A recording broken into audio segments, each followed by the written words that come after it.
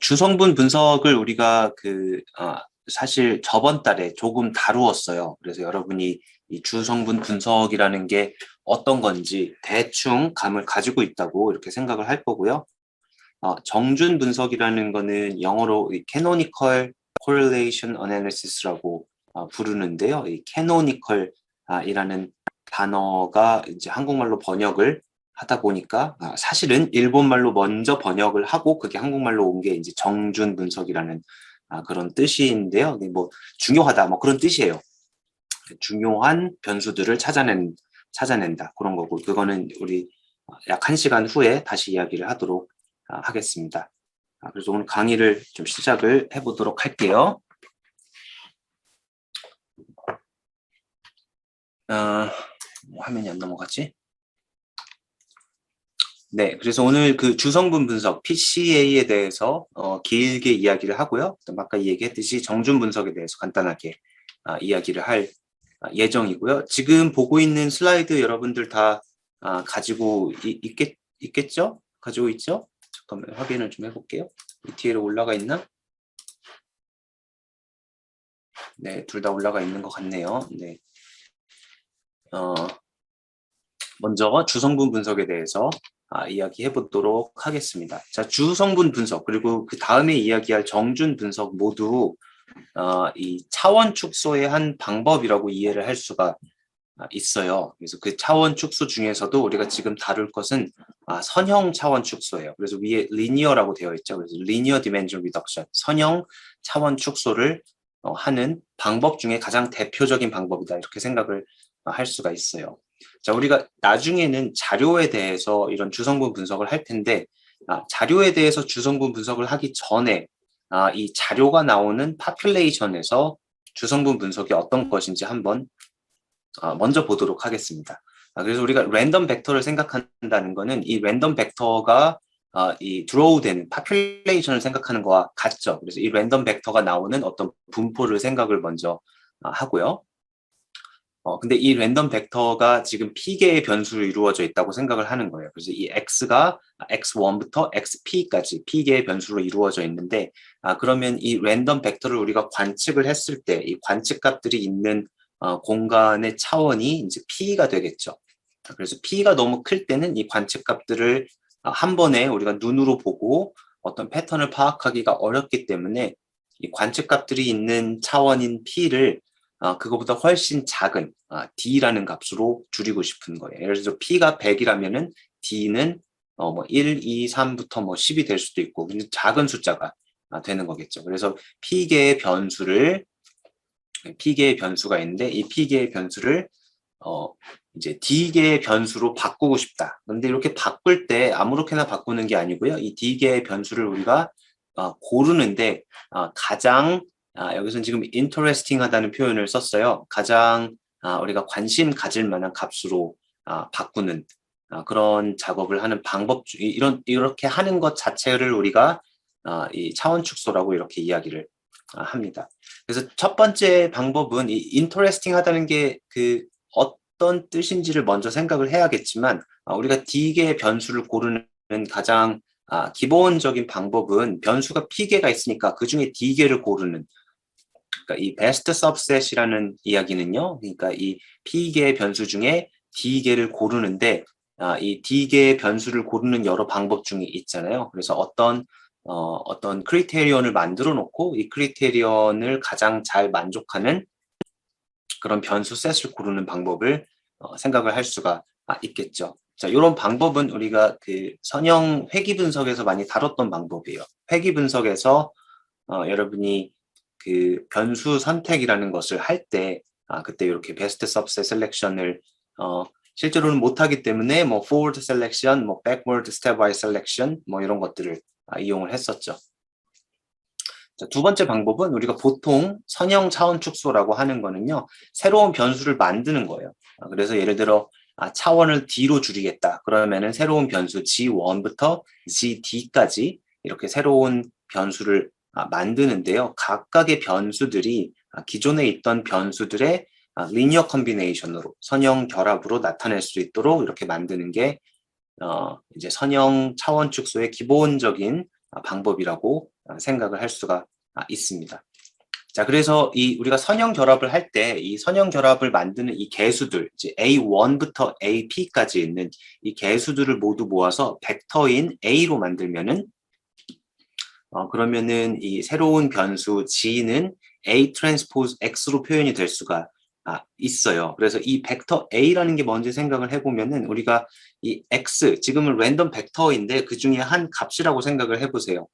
그러면 이 값 X라는 값은 P 차원에 있는 어떤 벡터이죠. 그래서 이 P 차원에 있는 어떤 벡터 또는 관측 값을 우리가 이 관측값을 가지고 A 트랜스포즈 X를 하면은 이게 마치 A라는 벡터에 이 X라는 관측값을 프로젝션 한 것과 비슷해지죠. 근데 비슷하다라고 말하는 거는 지금 프로젝션을 할 때는 사실은 스케일링이 들어가서 스케일링을 해야 되는데 지금 그 부분이 빠진 그 부분만 빠졌지만 어쨌든 A라는 벡터에 X를 프로젝션 한 것과 이제 비슷한 개념이다 이렇게 생각을 할 수가 있습니다. 그래서 선형 차원 축소를 할 때는 이 벡터 A를 고르기만 하면 되는데요.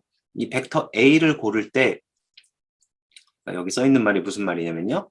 그러니까 이 새로운 변수, 선형 결합으로 만든 새로운 변수 G를 찾는 게 곧 무엇과 같냐면은 이 A라는 벡터들의 시퀀스를 고르는 것과 같고요. 이렇게 A를 고르면은 고른 A로부터 새로운 변수 G가 나오는데 이 G가 이제 가장 중요한 그런 G가 되도록 만드는 것이 이제 관건이 되겠죠. 근데 지금 이 중요하다, 여기서 이 interesting하다라고 했는데 어떤 뜻으로 중요한지 interesting한지를 정해줘야 됩니다.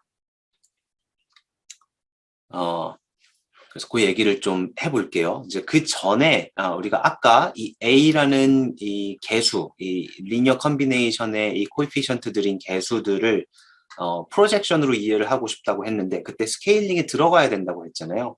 그래서 스케일링 안 해도 프로젝션이 정확히 되도록 우리가 이 A라는 개수는 항상 이게 지금 이게 2놈이죠. 제곱해서 합한 게 이 개수들을 제곱해서 합한 것이 1이 되도록 이렇게 스케일링을 하고요. 지금 이렇게 이 A라는 벡터에 2놈이 1이라는 조건이 붙으면은 아까 봤던 A 트랜스포즈 X라는 값, 여기 밑에 써 있지만 이 A 트랜스포즈 X라는 값이 이 X를 A라는 벡터에 A라는 이 벡터가 스팬하는 공간에 프로젝션한 바로 그 프로젝션 스코어가 되고요. 그리고 우리가 이 차원 축소를 할 때 이 1차원 A1이 이제 1차원이 되고요. A2가 이제 두 번째 차원을 주는데 이렇게 차원 축소를 할 때 A1하고 A2에 그러니까 AI하고 AJ라고 써 있죠. A1하고 A2의 이너 프로덕트가 0이 되도록 이런 조건을 일반적으로 줘요. 이런 이유는 A1의 프로젝션, 그러니까 A1을 쓴다는 거는 우리가 X를 A1의 프로젝션을 하는 거고요. A2를 쓴다는 거는 X를 A2의 프로젝션을 하게 되는데, 근데 이 A1, A2가 서로 이렇게 직교하지 않으면, 지금 이렇게 이너 프로덕트가 0일 때는 직교하는데, 그렇지 않을 때에는 A2의 프로젝션 한 거에 A1의 영향이 조금 살아있게 되겠죠. 그래서 그림으로 간단하게 그려보면은 자, 이렇게 A1 방향이 있고, 자, 만약에 A2 방향이 이렇게 돼서 A1하고 A2의 이너 프로덕트가 0이 아니라면은 이런 경우에는 우리가 어떤 X를 여기에다 프로젝션해서 우리가 첫 번째 G1을 만들고요. 이 X를 여기다가 프로젝션해서 G2를 만드는데 자, 이렇게 만든 G1, G2는 서로 같은 정보가 섞여 있어요. 왜냐하면 A2를 우리가 A1과 어떤 오소고날한 어떤 다른 값으로 이런 값으로 지금 이 A2가 이 A1하고 이 빨간색으로 표시된 방향 두 개로 분해될 수 있기 때문에 A2에 프로젝션된 이 G2에 G1의 정보가 조금 섞여 있는 그런 형태가 되겠죠. 그래서 이 오소고널리티를 만족을 하면은 이 G1에 있는 정보, G2에 있는 정보가 서로 이제 연관이 없는 그런 정보가 될 수가 있습니다. 그래서 통상적으로 이 두 가지 조건을 많이 하게 돼요. 이 소프트웨어를 처음 써봐가지고 네, 이 두 가지 조건을 통상적으로 붙이게 되고요. 그러면은 이런 조건을 붙이면은 이 A1부터 AP까지는 서로 직교하는 그런 방향 벡터이다. 이렇게 생각을 할 수가 있습니다. 자, 그럼 지금까지 한 얘기는 아까 우리가 앞에서 이야기했던 여기에서 이 A1부터 AD까지를 우리가 찾아서 이 차원 축소를 하고 싶은데요.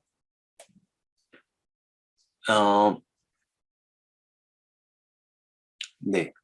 차원 축소를 하고 싶은데 그럼 이 A들을 어떻게 골라야 되느냐? 그거에 대한 얘기를 아직 안 했죠. 그래서 여기서 이제 그 얘기가 처음 나오는데요. 우리가 주성분 분석이라고 하면은 그러면은 이 G 또는 A를 고를 때 어떻게 골라야 되느냐 하는 게 여기서 지금 주성분 분석에서 정한 그 크리테리온은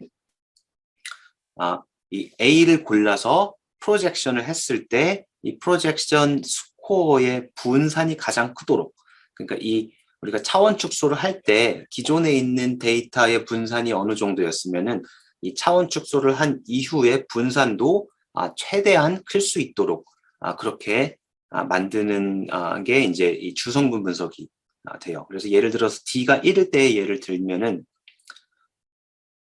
D가 1이면은 그러니까 첫 번째 방향을 찾는 게 되고요. 그러면 A1이라는 거를 찾는데요. 이 A1은 어떻게 되냐면은 이 A를 이제 그 A1을 우리가 뭔지 모르니까 이제 여러 가지 방향 A 중에서 하나를 찾는데요. 하나 찾은 그 방향이 여기 나온 것처럼 분산, 이 A를 개수로 이용해서 X를 A에 프로젝션 했을 때 프로젝션 스코어 G1A가 있죠. 이 G1A의 분산이 가장 크도록 이 A를 정해주면은 그게 첫 번째 주성분 분석의 방향이 됩니다. 그리고 이 G1A가 이 A 트랜스포즈 X이기 때문에 결국 우리가 풀고자 하는 문제는 여기에 있는 풀고자 하는 문제는 A 트랜스포즈 X의 분산 A가 되는 거예요. 이 X의 분산은 우리가 지금 파퓰레이션에서 이야기를 하고 있기 때문에 무엇인지 알고 있다고 생각을 할 수가 있겠죠. 그림으로 이해하면은 훨씬 쉬워요. 그래서 이런 지금 2차원 데이터를 보고 있는데요. 지금 P가 2인 경우에요. 그래서 이 자료의 디멘전이 2인 경우 이고요. 요거를 우리가 D는 1로 1차원으로 줄이고 싶어요. 이건 이 차원 축소의 선형 차원 축소의 가장 간단한 그런 경우라고 생각을 할 수 있겠죠. 자, 요럴 때 우리가 앞에서 본 문제는 어떤 방향 하나를 찾기만 하면 되는 문제였어요. 그래서 예를 들어서 우리가 이 A라는 방향을 이 X축과 평행한 방향으로 한번 정해 볼게요. 이 빨간색이 스팬하는 이 선이 곧 이 A라는 벡터가 스팬하는 선과 같죠. 그래서 이렇게 했을 때 우리가 지금 비교하고 있는 거는 이 A라는 방향, 빨간색 이 수평 방향의 이 데이터를 또는 지금 데이터인데 확률 변수 또는 분포로 생각을 할 수가 있겠죠. 이 분포를 또는 이 데이터 포인트들을 전부 다 프로젝션 했을 때 이 프로젝션 스코어를 보는 거예요. 그러면은 지금 대충 보면은 얘가 마이너스 3에서 한 2 정도까지 이렇게 퍼져 있죠. 여기서 마이너스 3에서 2 정도까지 이렇게 퍼져 있는데 이 부분이 지금 너무 겹치니까 오른쪽에 있는 그림은 여기다가 랜덤 노이즈를 줘서 위아래로 조금 이제 풀어 놓은 거고요. 그 다음에 만약에 우리가 이 데이터에다가 파퓰레이션의 덴시티를 그릴 수가 있다면 지금 이 빨간색 점들의 덴시티가 이렇게 생겼고요. 여기서 이 분산만 한번 볼게요. 다른 거는 볼 필요 없고요. 여기 밑에 뭐 밴드위스 이런 거 나와 있는 거 그냥 무시하면 될 것 같아요.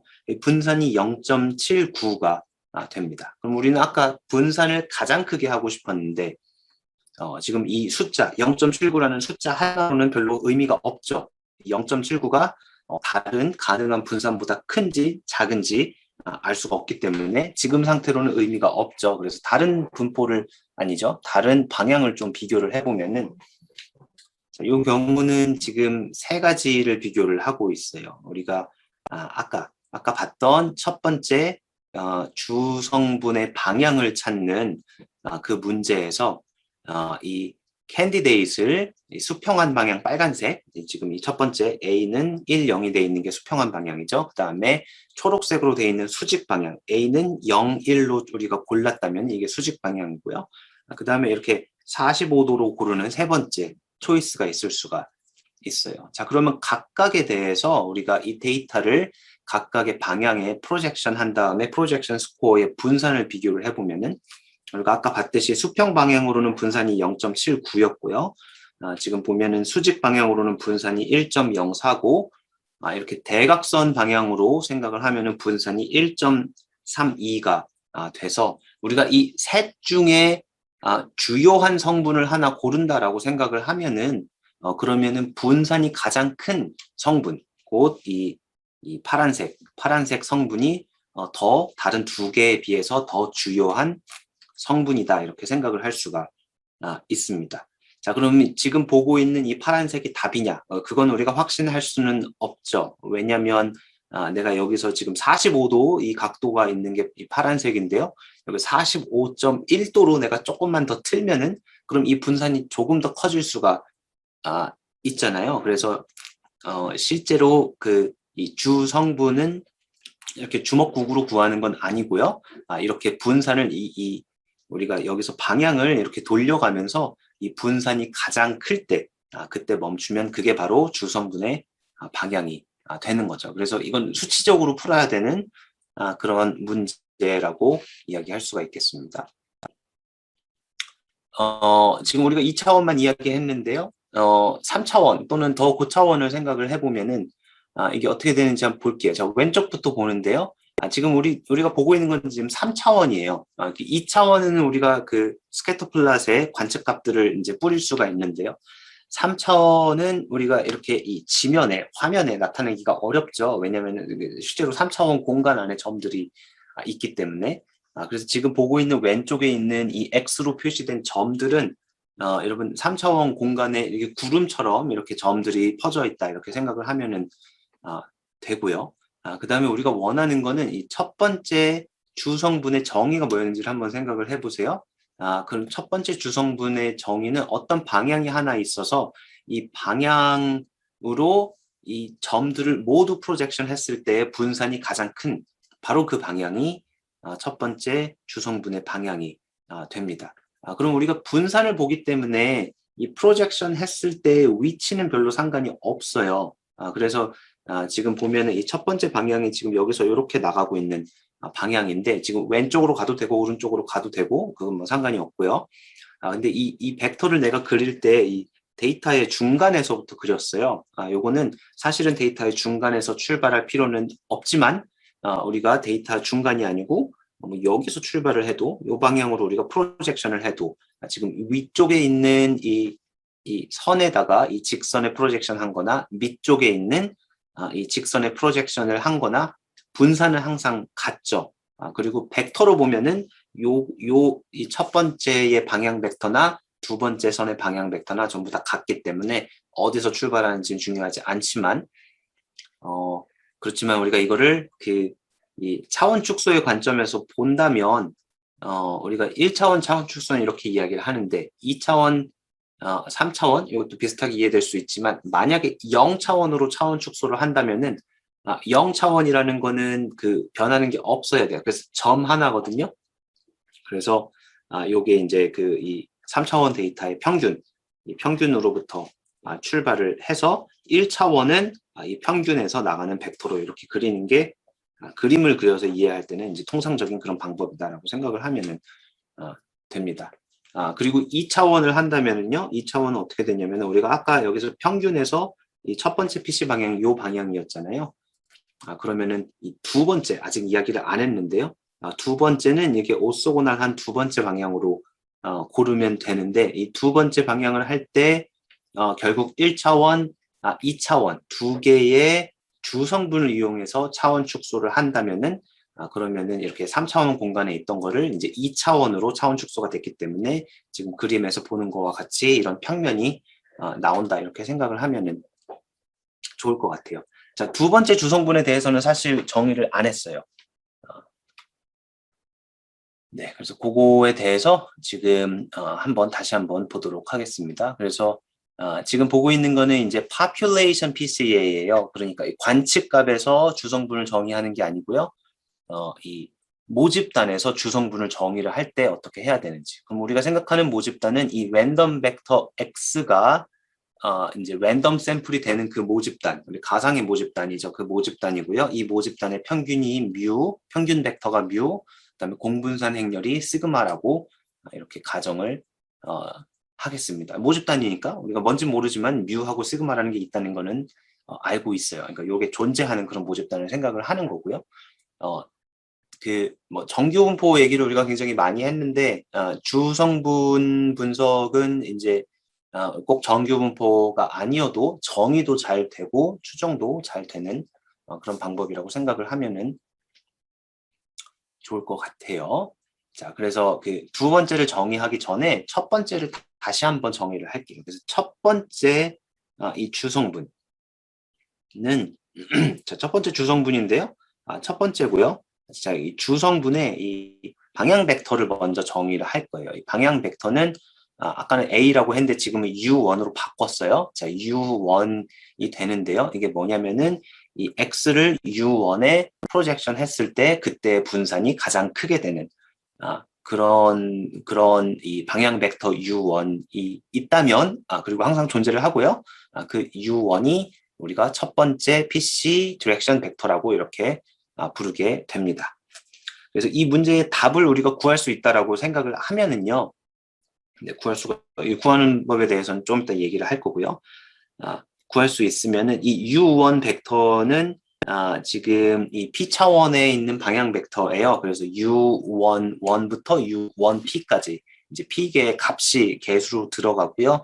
이 개수를 우리가 로딩 벡터라고 이렇게 이야기를 합니다. 이 로딩 벡터라는 이 단어가 어디서 나와 있니? 로딩이라는 거는 원래 이 빈 벡터 U1이라는 우리가 뭔지 모르는 벡터가 있는데 여기다가 이 숫자들을 이렇게 집어넣었다고 로드했다고 생각을 하면은 뭐 이해가 더 안 되려나요? 뭐 하여튼 네, 이 통상적으로 그냥 로딩 벡터라고 이렇게 이야기를 하고요. 그다음에 이 값들을 우리가 U11부터 U1P까지를 우리가 이 첫 번째 주성분의 로딩이다라고 이렇게 이야기를 합니다.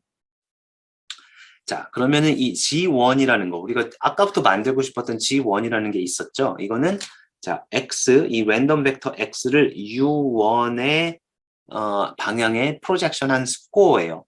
그래서 요거를 우리가 그냥 주성분 점수라고 부릅니다. 이 PC 스코어 또는 주성분 점수라고 부르고요. 이게 첫 번째 주성분 점수가 되는 거고요. 이 주성분 점수는 자, X가 지금 확률 변수니까 X1부터 XP도 전부 다 확률 변수이죠. 그래서 G1도 역시 확률 변수예요. 그래서 주성분 점수라는 거는 우리가 어떤 관측값을 이 U1에 프로젝션 했을 때 점수이지만 관측값이 랜덤이니까 이 프로젝션도 왔다 갔다 하고 랜덤이잖아요. 그래서 이 주성분 점수가 랜덤이고요. 그러면 이 랜덤 베리어블 G1의 분산을 우리가 첫 번째 PC의 분산이다 이렇게 부르게 됩니다. 그거를 램다1이라고 표시를 할게요. 자, 그럼 두 번째부터 두 번째 먼저 볼게요. 자, 두 번째 PC 디렉션은 우리가 보통은 이렇게 시퀀셜하게 찾아요. 첫 번째 PC 디렉션이 바로 앞에서 이야기한 것과 마찬가지로 이 첫 번째 PC 디렉션 U1이 이미 찾아진 상태에서 두 번째 PC 디렉션 U2를 찾는데요. 이 U2는 역시 마찬가지로 이 X를 U2에 프로젝션 했을 때의 분산이 가장 크도록 그렇게 찾고요. 그리고 아까 이야기했듯이 이 U2랑 U1은 서로 직교해야 이 같은 정보가 두 번 쓰이지 않게 되겠죠. 그래서 이 두 가지 조건, 이 삼각형 두 개로 나와 있는 이 두 가지 조건을 만족하는 U2를 찾으면은 우리가 그 문제를 이런 식으로 쓸 수가 있고요. 그리고 우리가 찾는 U2는 역시 프로젝션 스코어의 분산을 가장 크게 하는 것인데, 우리가 찾는 방향은 U1하고는 서로 직교하는 방향이 됩니다. 그래서 요거를 찾았다면은 우리가 이 U2를 두 번째 PC의 방향 벡터라고 부르고요. 그 다음에 요 값들은 우리가 로딩이라고 부를 수가 있겠죠. 그리고 이 G2라는 것은 이제 이 프로젝션 스코어인데요. 이 프로젝션 스코어를 우리가 두 번째 프린시플 컴포넌트 스코어라고, 이거는 스코어를 꼭 넣어주는 게 좋을 것 같아요. 스코어라고 이렇게 부릅니다. 어떤 책에서는 이 프린시플 컴포넌트 스코어를 그냥 이 프린시플 컴포넌트라고 부르기도 하는데요. 그러면은 지금 방법 이름하고 어떤 이 객체 이름하고 같아가지고 좀 헷갈려서 나는 웬만하면은 이 스코어를 붙여서 부르도록 노력을 하고 있어요. 자, 그리고 두 번째 이 주성분의 분산을 우리가 램다2라고 이렇게 부르고요. 자, 그러면은 이런 관계가 항상 있습니다. 첫 번째 주성분의 분산하고요. 두 번째 주성분의 분산은 첫 번째 주성분의 분산이 항상 더 크거나 같은 그런 관계에 있고요. 그리고 이 G1하고 G2는 우리가 아까 직교하도록 만들었잖아요. 그것 때문에 꼭 그것 때문은 아닌데요. 이게 항상 이 G1과 G2가 서로 이 코릴레이션이 0이 되는 그런 사실을 발견을 할 수가 있습니다. 요거는 나중에 계산을 어떻게 하는지를 보면 조금 더 명확해져요. 자, 그럼 세 번째, 네 번째부터 마지막까지는 역시 같은 방식으로 반복을 하는데요. 아까랑 똑같아요. 예를 들어 세 번째 거를 한다면은 자, 이 K를 3이라고 생각을 할게요. 그럼 역시 마찬가지로 분산을 가장 크게 하는 방향을 찾는데 이 방향을 찾을 때 첫 번째부터 두 번째까지, 그러니까 그 앞에 부분에 찾은 방향들하고는 전부 다 직교하도록 이런 제약 조건을 두고 분산을 가장 크게 하는 방향을 찾게 됩니다. 자, 그렇게 되면은 우리가 마찬가지로 이 UK는 이제 K번째 주성분의 방향이라고 이렇게 부르고요. 이 프로젝션 스코어 GK를 이제 K번째 프린시플 컴포넌트의 점수라고 이렇게 부를 수가 있고요. 역시 분산은 우리가 아까 첫 번째의 주성분 분산이 두 번째 주성분 분산보다 더 크거나 같다는 이야기를 했었죠. 그게 이제 순서대로 다 마찬가지가 돼서요. 첫 번째 주성분 분산이 가장 크고 두 번째, 세 번째, 그래서 이 K번째 주성분 분산은 순서대로 이렇게 K번째 큰 분산이 되는 것을 알 수가 있고요. 그 다음에 이 주성분 점수들은 전부 다 서로 그 선형 연관이 없는 그런 코릴레이션이 0인 그런 값들이 나오게 됩니다. 자, 여기서 요거를 어떻게 찾느냐? 그 얘기를 우리가 안 했었죠. 이걸 뭐 찾았다고 생각하고 지금 이 용어만 계속 정리를 했는데요. 실제 이 분산을 가장 크게 하는 U를 찾는 방법은 그냥 이 아이겐 디컴포지션을 그냥 이용을 하면은 돼요.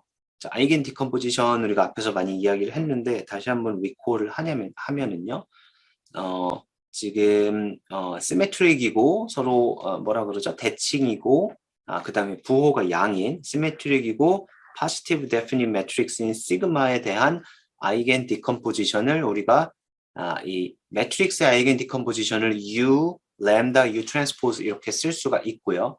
이 U라는 매트릭스에는 서로 직교하는 아이겐 벡터들 그리고 서로 오소노말한 그런 아이겐 벡터들 U1부터 UP로 이루어져 있고요. 이 램다라는 매트릭스에는 아이겐 밸류들이 들어가 있죠. 지금 이 아이겐 밸류들이 이 첫 번째 들어간 아이겐 밸류가 가장 크고 마지막에 들어간 아이겐 밸류가 가장 작도록 이렇게 순서대로 정렬을 해놓은 상태고요. 이런 아이겐 밸류, 아이겐 벡터는 이렇게 여기 나와 있는 이 아이겐 이퀘이션을 만족하는 그런 값들로 이루어져 있죠.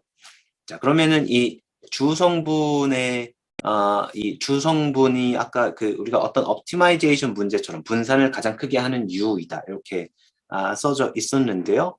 그 문제를 우리가 이 아이겐 디컴포지션의 문제로 바꿀 수가 있습니다. 그래서 뭘 볼 수가 있냐면요. K번째 아이겐 벡터, 그러니까 이 아이겐 밸류가 K번째로 큰 그 아이겐 밸류에 대응되는 K번째 아이겐 벡터가 K번째 주성분 방향 벡터와 같고요. 그다음에 K번째 아이겐 밸류가 바로 우리가 계속 앞에서 램다라고 표현을 했었던 그 K번째 주성분 점수의 분산과 같게 됩니다. 네. 그러면은 우리가 또 한 가지 이야기할 수 있는 거는요.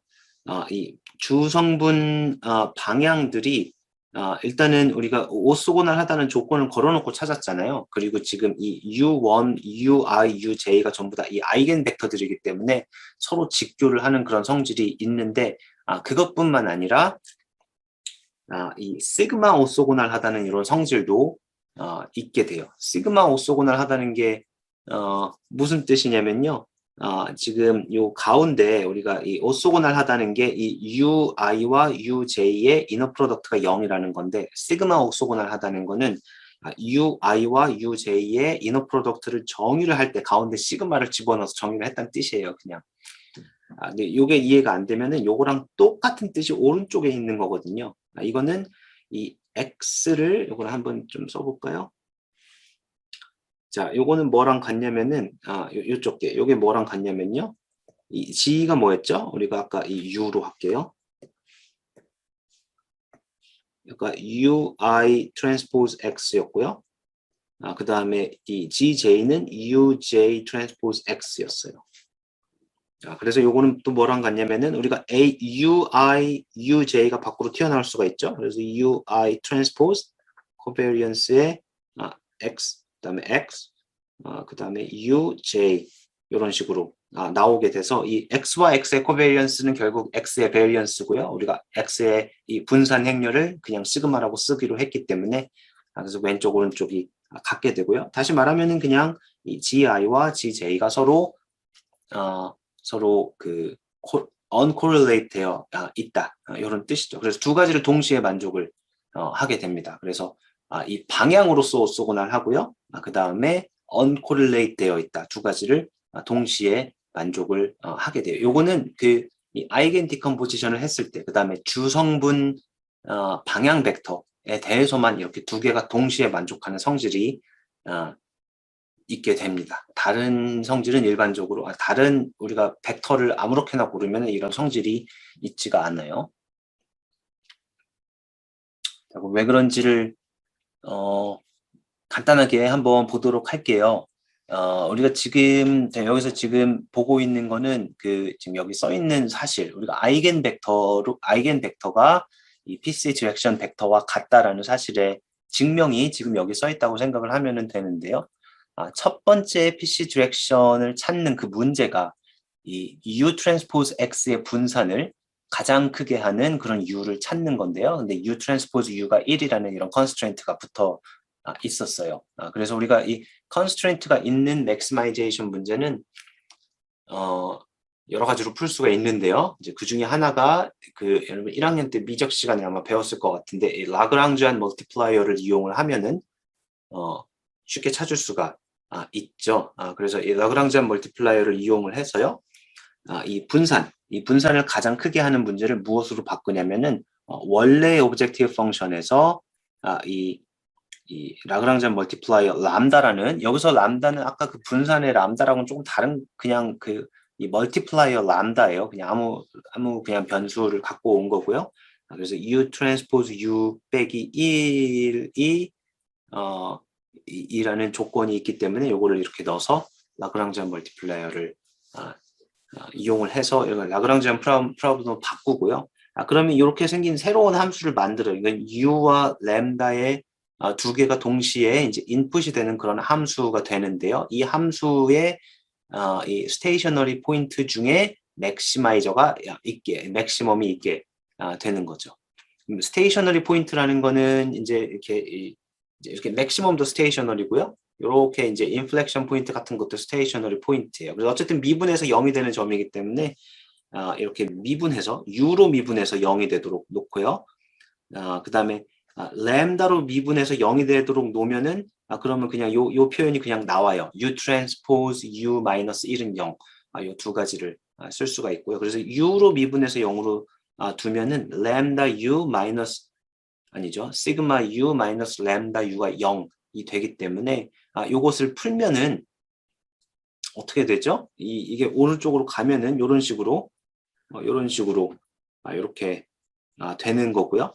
그 다음에 여기서 요 첫 번째는 어떻게 나왔을까요? 여기서 요거는 뭐 오케이 그냥 옮긴 건데 첫 번째는 어떻게 나온 거냐면은 요 수식에다가 U 트랜스포즈를 양쪽에 곱한 거예요. 그러면 얘는 그냥 0이죠. 이 0이라는 건 지금 벡터고 밑에 써 있는 것도 벡터인데 이거는 이쪽에 있는 0은 스케일러가 되는 거죠. 그래서 보면은 U 시그마 U는 그냥 U 시그마 U가 되고요. 여기서 U 트랜스포즈 U가 1이었기 때문에 이 조건 때문에 얘가 지금 이 조건 때문에 U 트랜스포즈 U가 1이기 때문에 어떻게 되죠? 이 두 번째는 그냥 램다가 돼서 이 두 번째가 이렇게 나오게 됩니다.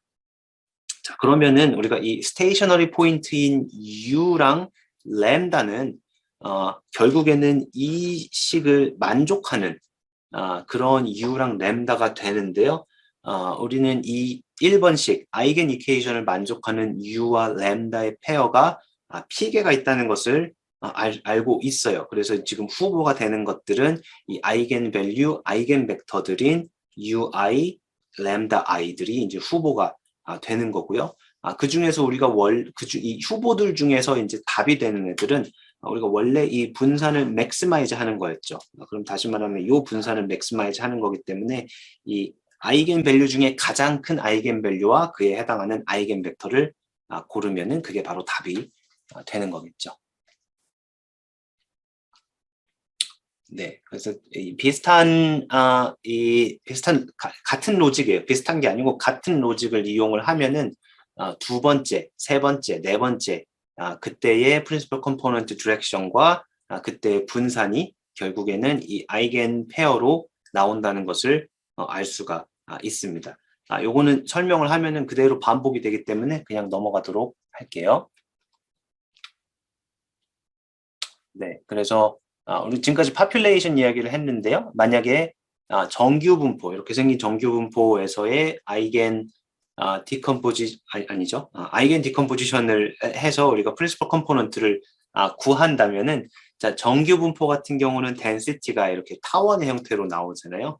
이거 우리가 그 첫 번째 시간에 사실 조금 첫 번째 시간 아니고 두 번째, 세 번째 시간쯤에 조금 얘기를 했었죠. 그래서 이때는 이 주성분이라는 게 이 별량이 큰 이쪽이 타원에서 별량이 큰 요 방향이 첫 번째 주성분의 방향이 되고요. 이제 이거 2차원이니까 나머지가 이제 두 번째 방향이 요 방향이 되는 거고요. 그 다음에 이 일립소이드는 이제 일립스의 이 세마이 엑시스의 길이가 그 스탠다드 디비에이션과 관련이 있기 때문에 우리가 아까 분산을 램다 i라고 했으면은 그거의 스퀘어 루트인 스탠다드 디비에이션과 이 길이가 서로 관련이 있게 됩니다. 그래서 요 그림을 다시 한번 생각을 하면은 주성분이 이제 이런 식으로 정의가 되는구나 하고 조금 더 이해를 잘 할 수 있을 걸로 믿고요. 자, 그 다음에 할 얘기는 지금부터 계속 반복이에요. 왜냐면은 지금까지는 우리가 어떤 파퓰레이션에서 우리가 이제 알아야 될 거는 평균이 무엇인지, 이것도 사실 몰라도 돼요. 그리고 분산이 무엇인지, 공분산 행렬이 무엇인지, 이것만 알고 있을 때 우리가 이 파퓰레이션에서 주성분 방향, 주성분의 분산, 그 다음에 주성분 점수를 다 정의를 했어요. 근데 파퓰레이션은 우리가 알고 싶어 하는 거지 우리가 알고 있는 건 아니죠. 그래서 우리가 실제로 하는 거는 이렇게 나와 있는 어떤 멀티베리에이트 데이터가 있을 때 이런 X라는 n by P 데이터 행렬이 있을 때 이 데이터의 X1부터 XN까지가 이 파퓰레이션에서 IID 샘플에서 나온 관측값들이라고 할 때 그때 방금 전에 이야기했던 이 파퓰레이션 퀀티티 다시 말하면은 주성분 방향, 주성분 분산 이런 것들을 어떻게 추정할 수 있을까 이제 그 생각을 해야 되는 거죠.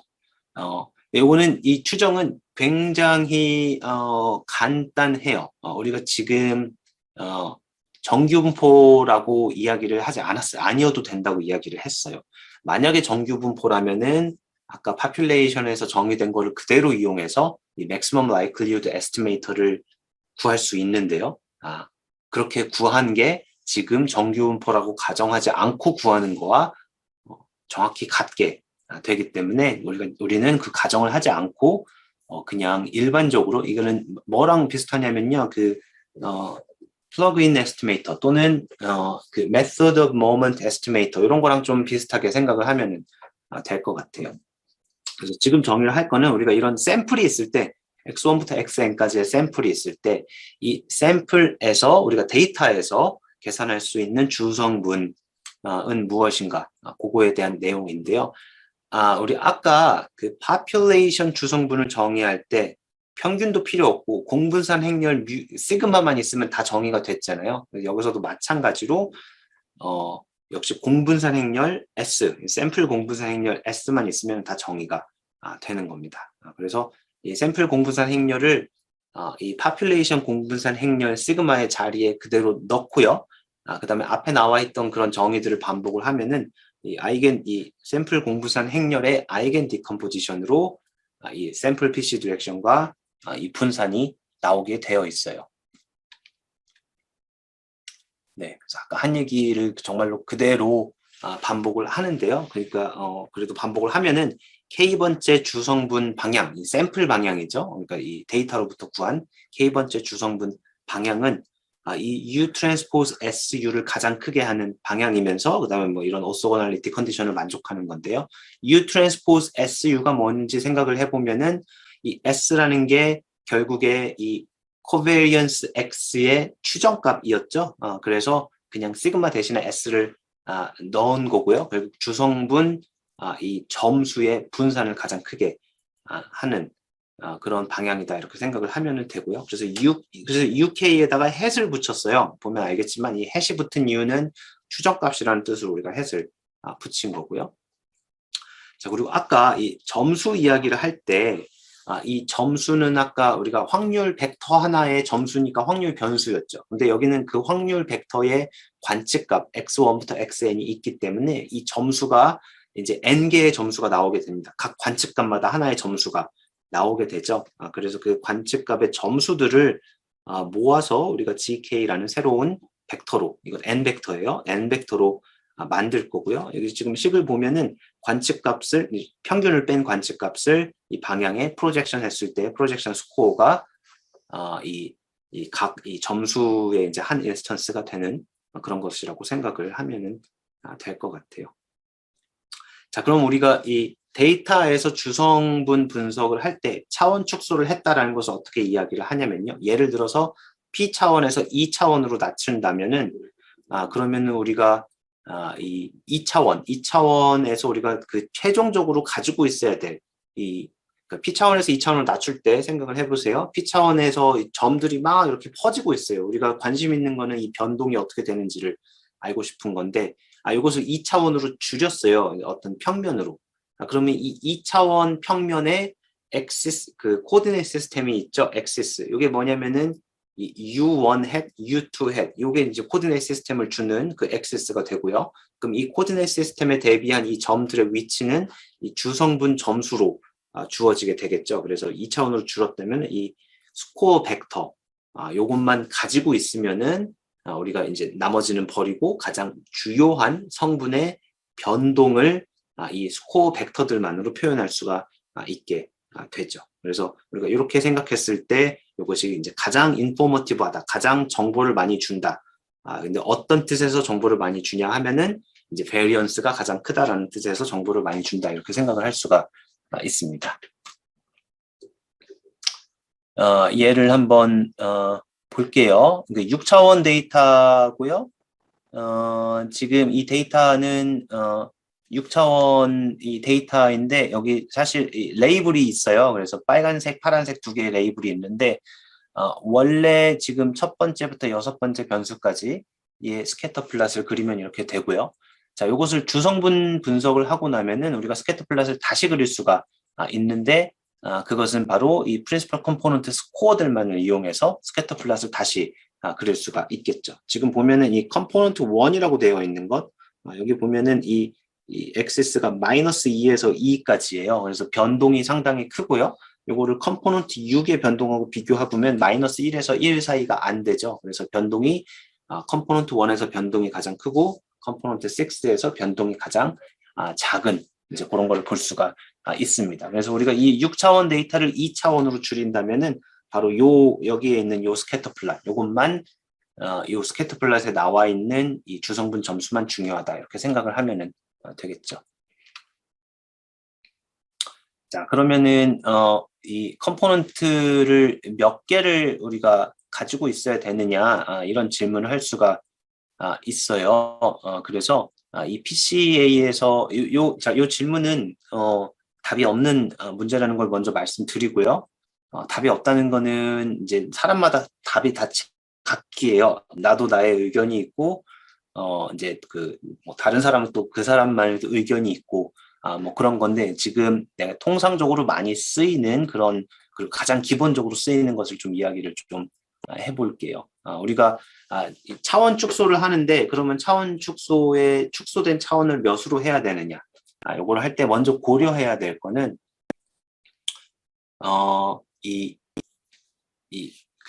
원래 원 자료의 변동의 총량하고요. 차원 축소한 다음의 변동의 총량을 비교를 하는 게 첫 번째로 생각을 할 수가 있는 겁니다. 그래서 우리가 토탈 베리언스라고 했을 때 토탈 베리언스는 이 코베리언스 매트릭스의 다이애고널의 합이었죠. 이게 이 마지널 베리언스들의 합이 되도록 하고요. 또는 이 아이겐 밸류들, 이 시그마의 아이겐 밸류들 또는 이 주성분 분산의 합이 전체 합이 이제 토탈 베리언스가 되는 거고요. 자, 만약에 여러분이 디멘전을 k까지 줄였다라고 하면은 그 k까지 안에 1부터 k번째까지 주성분에 들어가 있는 변동의 양은 첫 번째 주성분의 변동의 양부터 이 k번째 주성분의 변동의 양까지 요것들을 합한 게 되겠죠. 그래서 요 비율을 좀 비교를 해보면 그러면은 내가 정보를 어느 정도의 분산을 차원 축소를 함으로써 잃는지 또는 어느 정도의 분산을 차원 축소를 함으로써 여전히 가지고 있는지를 파악을 할 수가 있습니다. 그래서 일반적으로 쓰는 방법 중에 하나가 이런 그림을 그리는 거예요. 첫 번째는 우리가 스크립플롯이라고 하는 건데요. 요거는 이 주성분 분산을 그냥 이 표로 그린 거예요. 그래서 첫 번째 컴포넌트의 주성분 분산의 크기가 램다1이 3.0이었고요. 램다2가 1.0이었고 램다3는 이제 0에 가까운 값 이런 식으로 되어 있는 거고요. 자, 우리가 아까 이게 3.0인데 이게 얼마나 큰지를 모르기 때문에 이 토탈 베리언스, 이 전체를 다 하면은 토탈 베리언스였죠. 이 토탈 베리언스를 k번째까지의 그때까지의 분산의 합으로 나눈 요 비율을 보는 게 이제 이 누적 스크립플롯이라고 하는 큐뮬러티브 스크립플롯이 되겠습니다. 그럼 이 그림만 보고 그냥 판단을 내리는데요. 자, 왼쪽 그림 시간이 많이 됐네요. 이제 왼쪽 우리 요 그림까지 설명을 하고 한 10분 쉬도록 할게요. 자, 왼쪽 그림을 보면은 자, 첫 번째 분산이 커요. 그죠? 3이죠. 두 번째 주성분의 분산은 1이에요. 그리고 나머지 얘네들은 왠지 분산이 비슷하죠. 그죠? 한 0.25 정도? 0.25 정도 되는 되게 작은 분산을 가지고 있는 것 같아요. 그러면은 이 앞에 두 개는 왠지 크고 뒤에 네 개는 작으니까 여기서 잘라야겠다라는 생각이 들 수가 있겠죠. 그럼 그렇게 자르면은 이게 뭐랑 같냐면요. 그렇게 자르면은 여기 이거를 지금 여러분 손이라고 생각하세요.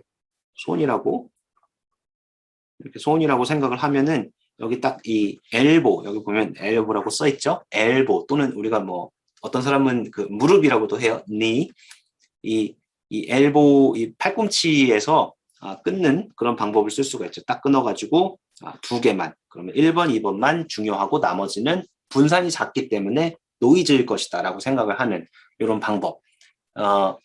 우스워 보일 수 있지만 사람들이 가장 많이 쓰는 방법이고요. 두 번째 방법은 이것만 왼쪽 것만 보면 좀 그러니까 오른쪽을 보겠다. 오른쪽을 보면은 이제 이 얼마나 늘어나는지를 볼 수 있어요. 아까 3이라고 했는데 이 3이라는 게 전체 중에서 약 65% 정도를 차지하고 있죠. 그다음에 여기서 이 분산, 이 두 번째 분산 1을 여기다 더하면은 전체 중에서 약 85% 정도를 차지하고 있는 것으로 이렇게 보여요. 그럼 세 번째까지 하면은 약 90%가 넘을 것 같아요. 그럼 내가 만약에 1번, 2번, 3번 세 개의 3차원으로 줄인다면은 그러면 전체 분산 100% 중에 90%가 넘는 분산을 내가 설명을 할 수 있기 때문에 10%는 버리겠다 이렇게 생각을 할 수가 있죠. 그래서 90%를 어떤 기준점으로 잡아서 이 경우에는 그러면은 여기서는 뭐 2개, 여기서는 3개 이렇게 이야기를 할 수가 있습니다. 자, 이게 해석이 사람마다 달라요. 어떤 사람들은 요 점을 여기서 요 점을 해가지고 3개라고 하는 사람들도 있고요. 여기서는 예를 들어 90%라고 했는데 80%라고 할 수도 있죠. 그럼 80%면은 뭐죠? 여기까지 두 번째까지 하면 벌써 80%가 넘기 때문에 그럼 3이 아니고 2가 될 수도 있겠죠. 굉장히 이거는 네, 내가 답이 없다는 이유가요. 이제 이런 식으로 하면은 어떤 사람은 똑같은 그림을 보고 누구는 2개, 누구는 3개 이렇게 이야기를 하는데요. 여기 내가 90%라고 써놨지만 어떤 사람들은 80%를 또 좋아하고요. 분야마다 어플리케이션 에어리어마다 사람들이 정하는 게 다 다른 그런 거예요. 그러니까 전반적인 이 스토리만 90%가 아니어도 돼요. 85%도 쓸 수도 있고요. 이 전반적으로 스토리만 이해를 하고 있으면은 될 것 같아요. 이게 작은 주성분 분산들은 다 노이즈일 것이다. 이렇게 이해하는 게 핵심이 됩니다. 자, 요거는 좀 너무 그 주먹구구처럼 보이지만 실제로 굉장히 많이 씁니다. 첫 번째 초이스예요. 누구한테나. 조금 더 좋은 방법이 있는데요. 그거는 10분 휴식하고요. 12시 2분에 다시 만나서 이야기하도록 할게요.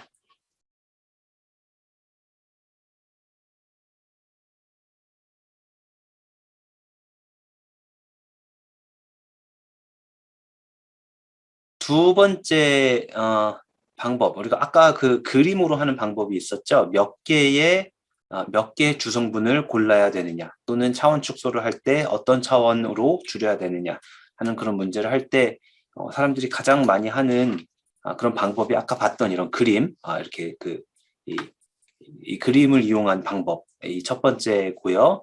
이거 두 가지 방법이죠. 여기 사실 그러니까 몇 퍼센트를 설명했느냐로 보는 것, 또는 이 스크립플랫에서 이 팔꿈치 부분을 찾는 것, 두 가지로 우리가 이야기를 할 수가 있고요.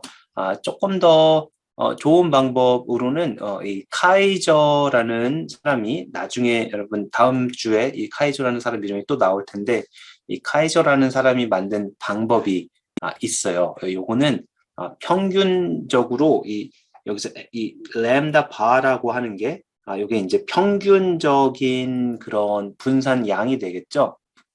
그래서 이 평균적인 분산 양보다 더 큰 분산만 고르면 된다라고 하는 게 이제 카이저의 방법인데요. 이제 이렇게 고르면은 이 컴포넌트를 너무 적게 고르는 이런 방법이 있고요. 가장 좋은 방법은 이 likelihood ratio 테스트를 하는 그런 방법이 돼요. 그래서 지금 보고 있는 이 귀무 가설을 K가 0일 때부터 K가 1일 때까지, 그러니까 K가 0일 때를 한번 써보면은 어떻게 되죠? 램다 1에서 램다 P까지 모두 같은 이런 경우가 되고요. 자, 요럴 때 시그마는 이 램다가 전부 다 같으니까 램다라고 할게요. 램다의 아이덴티티랑 같게 돼요. 이게 지금 이 글로벌한 귀무가설이 되는 거죠. 이 귀무가설이 맞다면 그러면은 이 분포가 정규 분포를 가정했을 때 이 동그라미로 표현되기 때문에 우리가 이 방향을 어떻게 갖다 대도 항상 분산의 양은 항상 같게 됩니다. 그렇기 때문에 이 귀무가설이 맞다면은 이 주성분을 하나도 안 골라도 되는 이 줄일 차원이 없는 그런 상황이 되는 거고요. 이 귀무가설이 사실이 아니다. 이 귀무가설이 사실이, 그러니까 여기서 대립가설은 그냥 이 귀무가설이 사실이 아니다가 대립가설이 되겠죠. 그럼 대립가설이 사실이 아니면은 그 다음 단계에서 테스트하는 귀무가설은, 자, 램다 1은 큰 것 같으니까 그럼 램다 1은 두고 램다 2부터 램다 P까지가 전부 다 같은지를 테스트하는, 여기 두 번째, 우리가 이런 거를 이제 sequential 테스트라고 하는데요. 그러니까 이 첫 번째 귀무가설을 테스트하고 귀무가설이 사실이 아니고 대립가설이 사실이라면은 대립가설 중에서 또 이 두 번째 H01을 또 귀무가설로 잡아서 또 테스트를 하는, 이제 요거를 반복적으로 하는 게 이 sequential 테스트의 가장 기본적인 얼개가 되는데요. 요거를 하는데, 자, likelihood ratio 테스팅을 할 때 우리가 likelihood ratio는 우리가 그 중간고사 전의 시간에 조금 봤었는데, 우리가 likelihood를 쓰려면은 분포 가정을 해야 돼요. 그쵸? likelihood라는 게 density의 곱으로 나타나기 때문에 이 density가 나오는 분포가 있어야 되죠. 그래서 보통은 요게 다별량 정규 분포를 가정을 한 상태에서 이런 likelihood ratio 테스팅을 하게 됩니다. 그래서 이 구체적인 거는 이제 굉장히 복잡하기 때문에 그리고 우리가 깔끔하게 나오지가 않아요. 그래서 요거는 그냥 이제 요런 방법도 있다라는 것으로만 알고 있으면은 될 것 같아요.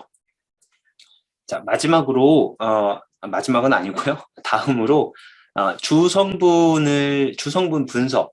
자, 주성분 분석을 여러분이 실제 데이터에 적용을 할 때 이 주성분이 쓰이는 분야가 굉장히 많이 있는데요. 이제 기본적인 차원 축소 방법이기 때문에 어떤 데이터에도 쓰일 수가 있지만 특히 이 변수 P가 많지 않다는 경우 지금 나와 있는 것처럼 한 6개 정도 있는 변수가 6개 정도 되는 이런 경우, P가 6인 경우죠. 자, 이런 경우에 특히 그리고 이런 경제 관련된 데이터 또는 사회과학 관련된 데이터는 변수들의 의미가 다 분명한 이런 경우에는요. 우리가 이 위에 나와 있는 타이틀에 있는 질문을 할 수가 있습니다. 어떤 6개의 변수 중에 어떤 변수가 이 주성분에 가장 영향을 많이 미치는가? 이런 질문을 할 수가 있고요.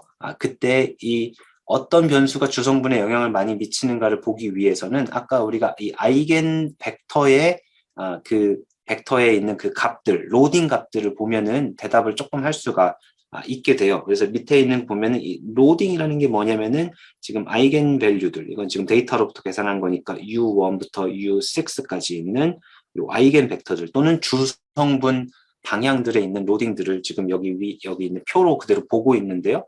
지금 이렇게 구멍 난 거는 거의 0에 가까워서 0.000 뭐 이 정도 돼가지고 그냥 0으로 해놓은 이런 거라고 생각을 할 수가 있고요. 자, 보면은 첫 번째 컴포넌트만 먼저 좀 볼게요. 첫 번째 컴포넌트에서 이 네 번째 변수, 여섯 번째 변수의 값이 이렇게 굉장히 크다는 것을 볼 수가 있어요. 그다음 두 번째 컴포넌트에서도 보면은 네 번째, 다섯 번째, 여섯 번째 컴포넌트의 값이 상대적으로 크다는 것을 볼 수가 있겠죠. 그럼 첫 번째 컴포넌트에 이 값이 0.768이 크다는 건 뭐냐면요.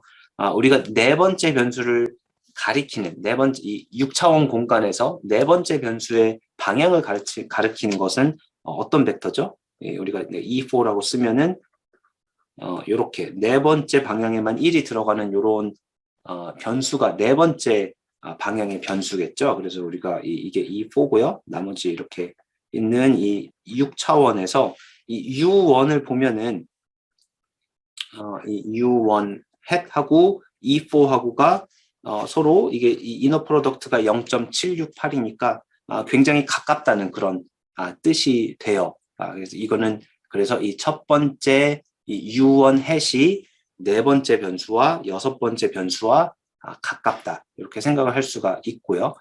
데이터로 보면은 이 데이터의 값이 네 번째 변수의 값이 막 늘어나면은 그러면 이 첫 번째 주성분의 주성분 점수도 그 관측값에 해당하는 주성분 점수도 같이 늘어나는 그런 관계에 있다라고 생각을 할 수가 있습니다. 그래서 이것들을 그림으로 그리기 위해서 우리가 바이플랫이라는 것을 이용을 하는데요. 바이플랫은 이제 두 가지가 같이 들어간 플랫이란 뜻이에요. 그래서 첫 번째는 우리가 지금까지 계속 보아왔던 이 첫 번째 주성분, 두 번째 주성분 점수의 산점도가 있고요. 거기에다가 두 번째 그림으로 이 로딩들을 이제 그 그림에다가 추가적으로 그리는 게 이제 바이플랫이라고 하는 게 됩니다. 예를 한번 볼게요. 자, 같은 데이터인데요. 아까 봤듯이 이제 네 번째, 여기 여섯 번째, 그다음에 이거는 넷, 다섯, 여섯 번째가 다 값이 컸었죠. 이 로딩들이.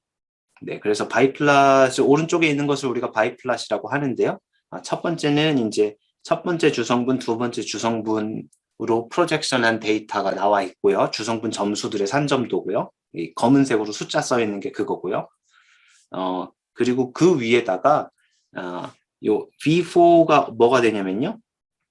여기에 나와 있는 이 V4, 요거를 예를 들어서 볼게요. 자, 요 V4가 뭐가 되냐면은 요 바로 전 장에서 바로 요 값 있죠. 0.768, 0.56, 마이너스 0.56. 그러니까 얘가 0.768 마이너스 0.563.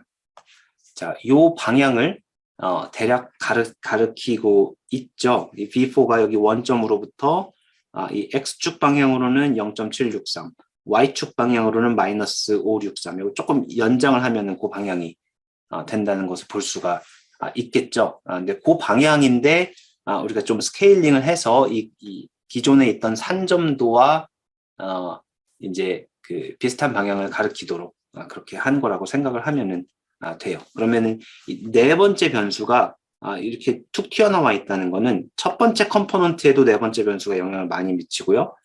이 두 번째 컴포넌트에도 네 번째 변수가 많이 영향을 미치는데 방향이 자, 첫 번째 컴포넌트는 이 네 번째 변수의 값이 크면 클수록 같이 커지는 그런 효과가 있고요.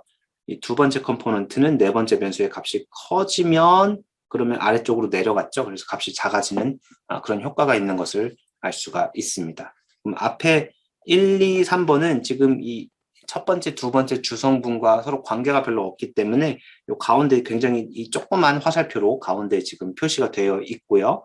여기 보면은 이 값이 컸던 네 번째, 여섯 번째, 이거는 지금 다섯 번째예요. 다섯 번째 변수들이 이렇게 효과가 효과를 이제 눈으로 확인할 수 있는 것. 우리가 이런 것을 바이플랫이라고 이렇게 부르게 됩니다. 자, PCA를 계산할 때 우리가 그냥 아이겐 디컴포지션을 하면 된다라고 이야기를 했어요. 그래서 이 아이겐, 그러니까 이 샘플 코베리언스 매트릭스의 아이겐 디컴포지션을 이용해서 계산을 할 수도 있고요. 또는 이 데이터 매트릭스, 센터드 된 데이터 매트릭스의 싱귤러 밸류 디컴포지션이라는 것을 이용해서 할 수도 있어요. 두 가지를 한꺼번에 보도록 할게요. 그래서 이 아이겐 디컴포지션을 이용을 하면은 이 샘플 코베리언스 매트릭스 S를 아이겐 디컴포지션을 하면은 아이겐 벡터들은 PC 디렉션이 되고요. 아이겐 밸류들은 이제 이 PC 스코어의 분산이 되는 거고요. 지금 한 네 번째 반복해서 이야기하고 있어요. 그럼 이것들을 이용을 하면은 이 프린시플 컴포넌트 스코어라는 거는 이 프린시플 컴포넌트 디렉션의 프로젝션을 한 거기 때문에 이런 식으로 이 X를 U의 프로젝션한 형태로 만들면은 이 프린시플 컴포넌트 스코어들을 찾을 수가 있게 되는 거죠. 근데 이거를 그 singular value decomposition으로 할 수도 있습니다. 자, 예를 들어서 우리가 지금 여기서 X tilde가 이제 centered 된 센터링 된 데이터 행렬이고요. 그거의 트랜스포즈이기 때문에 지금 P by N 매트릭스로 형태가 됐고요. 이 P by N 매트릭스의 그 singular value decomposition을 하게 되면은 지금 세 가지 컴포넌트가 나오는데요. 싱귤러 밸류 디컴포지션이 무엇인지 간단하게 좀 보고 갈게요. 어떤 매트릭스이든지 이거는 P by N 매트릭스고요. 우리가 싱귤러 밸류 디컴포지션을 할 수가 있는데 싱귤러 밸류 디컴포지션을 하고 나면은 뭐가 나오냐면은 이 left singular vector라는 게 나오고요. 이 U가 이제 U1부터 UP까지 들어있는 이런 이 오소고널한 벡터가 나오게 되고요. 그다음에 D는 D1부터 DP까지 이런 식으로 이 다이애고널 매트릭스의 형태로 나오는 이런 매트릭스가 있고요. B는 B1부터 BP까지 들어있는 이런 이것도 마찬가지로 오소고널한 매트릭스가 나오게 됩니다. 근데 이게 차원이 얘가 P by P고요. 얘는 P by P 다이애고널이고요. 이 매트릭스는 P by N이에요. 다시 말하면 이 V1, 이 V1 하나의 길이가 이제 사실 N 굉장히 긴 그런 벡터가 되는 것을 확인할 수가 있습니다.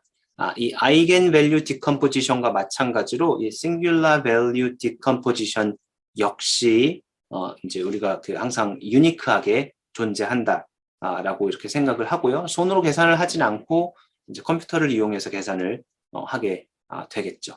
이게 이제 유니크하다는 게 어떤 뜻이냐면요.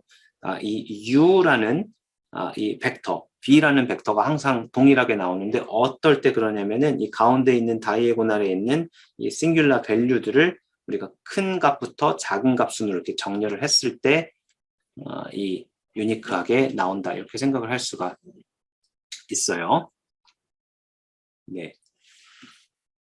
그래서 이 singular value decomposition에서 x가 이 PC principal component가 어떻게 나오는지를 좀 보도록 할게요. 자, 우리가 이 x transpose라는 매트릭스를 이렇게 singular value decomposition을 할 수가 있죠. 근데 우리가 PCA는 eigen decomposition에서 나온다라고 했어요. 그러면 이 S를 일단 쓰고요. 요거의 eigen decomposition을 하면은 그러면 이 principal component가 나오는데 자, 요 x transpose 자리에 이 x transpose 자리에 요거를 넣고요. 이렇게 넣었죠. 그다음에 요 x tilde 자리에 요거에 이제 그 transpose인 v, d, u transpose를 넣게 되면 아까 v가 오소고널이어서 요건 아이덴티티가 돼서 없어지고요. 요 가운데 있는 거는 이제 d 제곱이 되고 앞에 n-1로 나눈 값이 앞으로 안으로 같이 들어가게 됩니다. 그러면 지금 보고 있는 이 형태가 이 U가 오소고널 매트릭스고요. 가운데가 다이애고널 매트릭스고 역시 같은 오소고널 매트릭스가 앞뒤로 붙어 있는 이런 형태가 곧 이 아이겐밸류 디컴포지션에서 유니크하게 주는 그 형태와 같고 사실은 같은 값이 돼요. 그래서 이렇게 요거 자체가 결국에는 이 아이겐 디컴포지션하고 같아지기 때문에 우리가 이 아이겐 벡터 U가 principal component direction이라고 했는데 알고 봤더니 이 left singular 벡터와 같은 값이 되는 거고요. 그 다음에 분산은 우리가 아이겐 밸류와 같은데 아이겐 밸류가 지금 이런 식으로 표현이 돼 있죠. 그래서 singular 밸류의 제곱을 n-1로 나눈 그 값이 이제 분산이 되고요. 이렇게 했을 때 한 가지 더 우리가 그 쉽게 구할 수 있는 거는 이 right singular 벡터가 곧 이 principal component score를 이제 스케일링한 것과 같게 돼요. 그래서 우리가 아까 이 principal component score를 이런 식으로 아까는 내가 B라고 했었는데 지금은 다시 G로 바뀌었어요. 이렇게 정의를 할 수가 있는데 이 U transpose X transpose가 여기서 보면은 여기서 U transpose X tilde transpose가 U transpose U D V transpose이기 때문에 이 앞부분이 아이덴티티가 돼서 그냥 D V transpose가 이렇게 되는 게 되죠. 그래서 이 principal component 점수들은 결국에 이 singular value 곱하기 이 right singular 벡터의 형태로 이렇게 나오게 됩니다. 그래서 실제로 여러분이 컴퓨터로 계산 이 디컴포지션을 더 많이 쓰게 될 거예요. 그래서 이게 더 이제 계산 속도가 조금 더 빠르기 때문에 이런 방법을 더 많이 사용하게 됩니다. 이거는 실습 시간에 볼 수가 있고요. 한 가지 더 이야기를 하면은 PCA는 이제 스케일 인베리언트하지가 않아요. 다시 얘기하면은 PCA는 지금 좀 전에 싱귤러 밸류 디컴포지션을 이용을 했지만 이 PCA라는 게 그냥 정말 아주 간단하게 생각하면은 이 코베리언스 매트릭스 또는 이 샘플 코베리언스 매트릭스의 아이겐 디컴포지션으로 나오는 거예요. 근데 이게 스케일 인베리언트하지 않다는 얘기는 이 시그마 또는 이 S를 계산할 때 이것들이 지금 이 X1의 분산, X2의 분산, 그 다음에 이 코베리언스들 이런 매트릭스로 이루어져 있는데 이 X1이라는 변수를 우리가 스케일링을 하면은 예를 들어 이 X1이라는 변수가 키를 나타내는 변수였는데 우리가 센티미터로 재다가 인치로 재면은 그러면은 이 X1의 스케일이 달라지잖아요.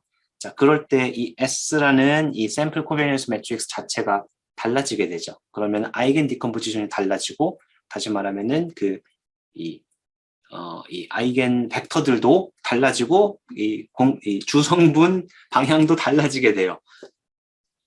그래서 이 주성분 분석을 할 때는 이 스케일이 항상 달라질 수가 있기 때문에 어떤 사람들은 이 스케일이 절대로 달라지지 않도록 코릴레이션 매트릭스로 바꾸어 놓고 이렇게 바꾼 코릴레이션, 다시 말하면 데이터를 그냥 표준화를 한 거죠. 표준화한 데이터면은 공분산 행렬이 코릴레이션 매트릭스와 같게 되죠. 그래서 데이터를 표준화한 뒤에 주성분 분석을 하는 것을 더 추천하기도 합니다. 네, 그런 내용이고요. 그래서 두 가지 버전이 있어요. 그래서 correlation PCA라고 하면은 변수를 표준화를 먼저 한 다음에 주성분 분석을 한 거고요. 우리가 그냥 주성분 분석이라고 이야기를 할 때는 X의 스케일을 신경 쓰지 않고 스케일 인베리언트 하지 않지만 그냥 주어진 변수 값 그대로 주성분 분석을 한 것을 그냥 PCA라고 이렇게 이야기를 합니다. 둘 다 많이 써요. 이 경우에 따라서 다르기 때문에 둘 다 많이 쓴다 이렇게 알아두면 좋을 것 같아요.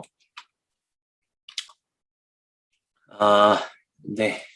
그래서 얘를 요거를 좀 간단하게 좀 보고 넘어가도록 할게요. 이 예제는 재밌는 예제이고요. 우리가 그 아이겐페이스라고 부르는 그런 예제인데요.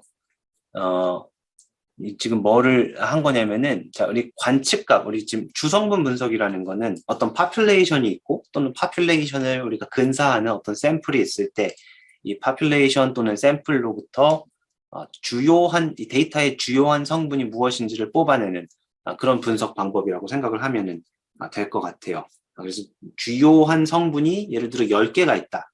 그러면은 차원을 굉장히 높은 차원에서 10으로 줄여서 추가 분석을 할 수가 있게 되겠죠. 근데 이 보통 관측값의 파퓰레이션이라고 할 때 우리는 숫자를 항상 생각하는데 이것을 조금만 확장을 해보면은 이렇게 생긴 얼굴 그림도 관측값이 될 수가 있어요. 지금 보고 있는 것은 아래쪽에 이제 그림이 좀 있는데요. 이 데이터셋에 있는 4개의 관측값을 보고 있는 거예요. 그러면 한 관측값은 지금 이게 지금 사이즈가 어떻게 되죠? 64 곱하기 64의 그 픽셀이 있고요. 64 곱하기 64의 픽셀이 있고 각 픽셀마다 색깔이 지금 흰색부터 검은색까지 그레이 스케일로 들어가 있어요. 그러면 64 곱하기 64개만큼의 변수가 있다고 생각을 할 수가 있고요. 그렇죠? 그리고 각 변수의 값은 검은색이면 0, 흰색이면 225, 255, 그다음에 회색이면 중간에 어떤 값을 가지는 이런 변수들이 지금 64 제곱개만큼 들어가 있다라고 이렇게 생각을 하면 될 것 같아요. 그래서 우리가 생각하는 파퓰레이션은 이런 얼굴 사진들의 파퓰레이션이다. 이렇게 생각을 할 수가 있습니다. 자, 그래서 이 이미지를 데이터로 보고 싶어요. 그래서 64 제곱이니까 변수의 개수가 4,000개 정도 되고 있고요. 지금 보고 있는 요 그림에서 지금 이렇게 한 줄씩 64개를 다 이렇게 세로로 쭉 이어 붙였다고 생각을 하면은 그게 이제 이 x1 벡터, 첫 번째 관측값의 벡터가 된다고 생각을 하면 되고요. 그럼 주성분 분석을 이렇게 벡터로 바꾼 관측값에 적용을 할 수가 있겠죠. 그죠? 요거는 지금 우리가 이미지이지만 어떤 이미지를 다룰 때에도 여러분이 똑같은 작업을 할 수가 있어요. 제일 처음에 써 있는데 이미지는 매트릭스 밸류이지만 우리가 이렇게 생긴 매트릭스를 이렇게 잘라서 요거를 좀 이렇게 긴 벡터로 만들어 놓고 그럼 요거는 이제 랜덤 벡터이다. 또는 관측값 벡터이다. 이렇게 생각을 하게 됩니다. 자, 그러면은 지금 그냥 벡터의 값을 가지는 관측값이기 때문에 아까 이야기했던 그 주성분 분석을 적용을 할 수가 있어요. 지금 보고 있는 거는 각 첫 번째부터 네 번째 주성분까지의 방향의 프로젝션 한 데이터예요. 그러니까 주성분 점수를 보고 있다 이렇게 생각을 하면은 될 것 같아요. 그럼 이 첫 번째 주성분 방향으로는 지금 마이너스 2000에서 2000까지 값이 엄청 크다는 것을 알 수가 있어요. 요 지금 변수 하나하나는 0에서 255까지의 값을 가질 수밖에 없는데 첫 번째 주성분은 지금 분산이 상당히 이 범위만 보면은 분산이 상당히 크다는 것을 알 수가 있고요. 이제 네 번째 주성분 같은 경우는 이제 범위가 반으로 줄었다는 것을 알 수가 있죠. 그러니까 이 주성분의 번호가 뒤로 가면 갈수록 이 분산은 줄어들기 때문에 이 범위도 줄어들게 됩니다. 자, 이 그림을 보는데 지금 아무 패턴이 없죠. 여기는 그냥 이렇게 그 전기분포 같이 생긴 게 이렇게 막 모여 있는 그런 그림인데요. 몇 개의 주성분을 고르는 게 좋은가? 자, 이런 문제가 생기는데 아까 얘기했던 그 히우리스틱을 적용하기가 굉장히 어려워요. 그래서 지금 이게 이제 스크립 플랫, 그다음에 큐뮬러티브 스크립 플랫인데요. 아래에 있는 거는 요거를 이제 확대한 거예요. 요만큼 확대해서 이렇게 된 거고요. 요것도 요만큼을 확대해서 이렇게 그린 건데요. 그러면은 지금 이 왼쪽 아래에 있는 그림을 보고 또는 왼쪽 위에 있는 그림을 보고 여러분이 이 엘보, 팔꿈치가 어디 있는지 쉽게 이야기하는 건 굉장히 어렵죠. 그쵸? 도대체 여기서 5개가 팔꿈치인지 10개가 팔꿈치인지 알아차리기가 굉장히 어렵습니다. 사실은. 그래서 이렇게 이 차원이 400이나 되는 이런 큰 데이터에서 쓰기는 사실 어려운 건데요. 근데 여기서 만약에 우리가 90%의 분산을 설명하겠다. 그러면 대충 한 70개 정도의 주성분을 사용하면 되겠다. 이런 식의 결론은 충분히 내릴 수가 있겠죠. 자, 그럼 이 주성분의 결과를 좀 해석을 하고 싶은데요. 첫 번째 방법은 이 주성분 방향으로 이제 걸어가면서 그때의 이 값들을 확인하는 게 첫 번째 방법이에요. 자, 이게 지금 보고 있는 거는 이 1번, 2번 주성분 방향으로 프로젝션한 주성분 점수들이고요.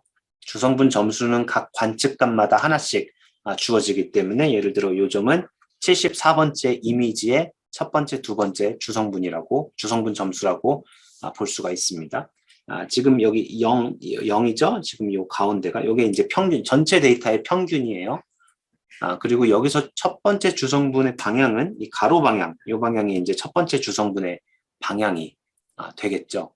그래서 이 첫 번째 주성분의 방향으로 우리가 1 스탠더드 디비에이션, 2 스탠더드 디비에이션, 반대 방향으로 1, 2 스탠더드 디비에이션만큼 가면서 여기에 있는 요 점이 우리가 그 원래 그 400차원, 또 4000차원이죠. 4000차원으로 바꿨을 때 어떻게 생긴 이미지였을지 다시 꺼내볼 수가 있습니다. 일단 그림을 좀 먼저 볼게요. 그런 식으로 해서 해석을 하는데요. 지금 보면은 요 가운데 있는 요게 이제 평균 이미지예요. 여기도 평균이고 똑같아요. 이 세 개는 달라 보인다면 여러분 눈에 착각이고요. 똑같이 생긴 평균 이미지가 있고요. 지금 이 PC1 방향으로 이제 1 standard deviation, 2 standard deviation 움직인 거고요. 이쪽은 같은 PC1 방향으로 -2 standard deviation만큼 움직인 거죠. 여기는 두 번째 줄은 PC2고요. 세 번째 줄은 PC3라고 생각을 하면은 될 것 같아요. 자, 그러면은 주성분, 우리가 만약에 첫 번째 주성분만 이용을 한다면은 이 첫 번째 주성분이 설명하고 있는 게 무엇인가 이런 그림을 통해서 우리가 해석을 할 수가 있어요. 첫 번째 주성분을 한번 볼게요. 첫 번째 주성분의 값이 작으면 마이너스 이쪽으로 가서 작으면은 이게 그 얼굴이 좀 어두운 사람이 되고요. 첫 번째 주성분의 값이 큰 쪽으로 가면 얼굴이 밝은 사람이 되죠. 이 첫 번째 주성분이 설명하는 게 이 얼굴의 밝기예요. 그리고 두 번째 주성분이 설명하는 게 뭐냐면은 이렇게 두 번째 주성분의 값이 작아지면은 약간 여자 얼굴 같이 생겼고요. 두 번째 주성분의 값이 커지면은 약간 남자 얼굴, 더 남자 얼굴로 되는 이런 더 이제 더 페미닌하거나 더 왼쪽으로 가면 더 페미닌한 얼굴이고요. 오른쪽으로 가면 더 매스쿨린한 그런 얼굴이 된다. 이렇게 생각을 이렇게 해석을 할 수가 있고요. 자, 세 번째 주성분은 이제 왼쪽으로 가면은 얼굴이 이렇게 턱이 갸름한 사람이고요. 오른쪽으로 가면 이제 이 얼굴이 네모난 아저씨 얼굴이 되는 이런 것을 좀 이제 우리가 발견을 할 수가 있죠. 그래서 요거는 이제 그림을 보고 주성분의 뜻이 무엇이다라고 해석을 할 때 이제 이런 식으로 할 수가 있게 됩니다. 네. 방금 전에 한 거를 지금 우리가 설명을 한 거예요. 그래서 제2번째 주성분의 방향으로 이 S가 지금 이 0, 1, 2잖아요. 그래서 이 뭐 S가 1이면은 1 standard deviation, S가 2면은 2 standard deviation만큼 더 가서 거기에서의 이 벡터를 우리가 다시 매트릭스로 바꾸면 다시 이미지가 되기 때문에 그렇게 바꿔서 이해를 할 수 있다. 뭐 그런 이야기이고요. 두 번째는 우리가 주성분을 여기 보면은 M개의 주성분을 써서 원래 데이터를 리컨스트럭션을 얼마나 잘하는지를 볼 거예요. 이번에는 이제 요거는 이미지이기 때문에 우리가 이런 걸 할 수 있는데요. 자, 전체 데이터가 있는데요. 전체 데이터 XI라는 이 전체 데이터는 다시 말하면 i번째 관측값 요거에 해당하는 게 이제 이렇게 생긴 사람 얼굴이 되겠죠. 그럼 우리가 요 X 바라는 거는 우리가 아까 이렇게 뭐 이런 식으로 이상하게 생겼던 평균 얼굴 이 되겠죠.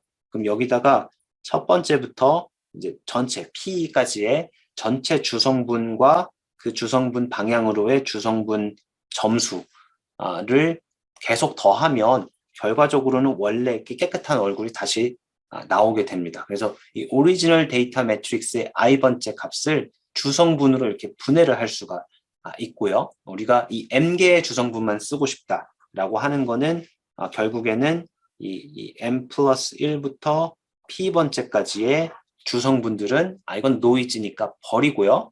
얘네들은 버리고 1번부터 n번째까지의 주성분만을 이용해서 원래 자료를 이렇게 xi 해시 붙었죠. 이게 리컨스트럭션을 하는 이런 과정을 생각을 할 수가 있어요. 그래서 이 m이 주성분의 개수죠. 이 주성분의 개수가 커지면은 이 xi가 xi 해시 xi를 더 잘 이제 어프록시메이션을 하는 거고요. 근데 m이 주성분의 개수가 작으면은 이제 디멘전 리덕션을 디멘전을 훨씬 작게 이렇게 한 거다 이렇게 생각을 할 수가 있습니다. 넘어가도록 할게요. 같은 얘기예요. 같은 얘기고 이거 매트릭스로 하면 어떻게 되느냐 그런 얘기였고요. 좀 이 예제를 좀 보면은 자 우리가 아까 본 그 평균 얼굴이에요. 흐리멍덩한 얼굴. 이 평균 얼굴에서 우리가 한 개의 주성분만을 이용해서 이 5번째 얼굴을 리컨스트럭션 한 거고요. 그 다음에 5번째 1부터 5까지, 1부터 10까지 이제 요거 같은 경우는 1부터 50번째까지를 그 주성분을 모두 이용해서 리컨스트럭션을 한 거고요. 자, 요거는 1부터 400번째까지의 주성분을 모두 이용해서 리컨스트럭션을 한 거예요. 여기 보면은 우리가 주성분을 아까 뭐 주성분의 개수를 엘보를 찾을 때 5개로 하느냐 10개로 하느냐 그렇게 했는데 5개의 를 이용했을 때는 요 400개를 다 쓴 거에 비해서 얼굴이 굉장히 많이 다르죠. 이 어프록시메이션이 잘 안 된다는 거를 사실은 볼 수가 있습니다. 다른 예를 보면은 안경 쓴 아저씨인데요. 이 안경 쓴 아저씨가 지금 뭐 10개를 썼을 때는 역시 여전히 흐리멍덩한 얼굴이고 한 50개나 100개, 여기 이게 50개네요. 이 50개나 100개 정도를 쓰면은 굉장히 100개랑 400개는 거의 차이가 없죠. 네, 거의 안경 쓴 아저씨 얼굴이 거의 나오는 것을 확인할 수가 있습니다. 자, 요 분도 마찬가지로 여기 이제 50개나 100개 정도를 쓰면은 얼굴이 거의 그대로 우리가 리컨스트럭션이 되는 것을 확인할 수가 있어요. 네, 그래서 우리가 눈으로 보기에는 적어도 50개 정도의 프린시플 컴포넌트를 써야 우리가 예측한 값과 실제 값의 차이가 좀 적어지고요. 그다음에 이 50개 이상이라는 게 우리가 아까 봤던 이 90% 이상의 분산을 설명하는 그 큐뮬러티브 스크립플랫에서 90% 이상을 설명할 수 있으면 대충 눈으로 보기에 비슷해진다는 것을 알 수가 있습니다. 지금 보고 있는 건 두 가지 방법의 프린시플 컴포넌트 개수를 정하는 두 가지 방법인데요. 여기 보지만 subjective, 그러니까 이 주관적이고 heuristic이라는 거는 대충 했단 얘기죠. 그래서 정확한 논리는 아니고 대충 했단 얘기죠. 그래서 이런 식으로 프린시플 컴포넌트를 정하는 게 이런 주관적이고 대충 했지만 실제로 굉장히 많이 쓰이는 방법이어서 요거를 보일 수가 있습니다. 지금 하고 있는 거는 특히 이미지 데이터에서 이런 식으로 할 수가 있고요. 우리가 뭐 펑셔널 데이터라든지 뭐 쉐입 데이터 같은 데서 비슷한 일을 또 할 수가 있어요. 아마 여러분 그 숙제로도 이런 게 나갈 예정이에요. 네. 그래서 우리가 이 주성분 분석은 기본적으로 이 차원 축소의 방법이에요. 이게 mean이 이제 평균이 아니고 방법이란 뜻이에요.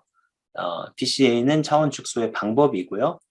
이게 첫 번째부터 D번째까지 주성분들을 이용해서 전체 데이터를 이제 approximate 할 수가 있는 거죠.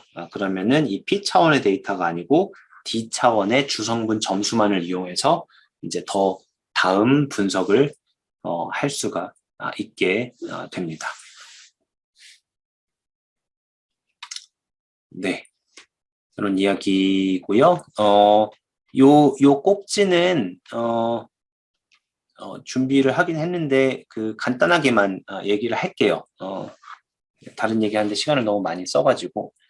자, PCA라는 게 주성분 분석이라는 게 우리가 이 차원 축소다라고 하고요. 그렇게 이야기를 했고요. 그 다음에 차원 축소면서 동시에 이게 그 푸는 문제가 차원 축소를 했을 때 분산이 가장 크도록 하는 그런 문제예요.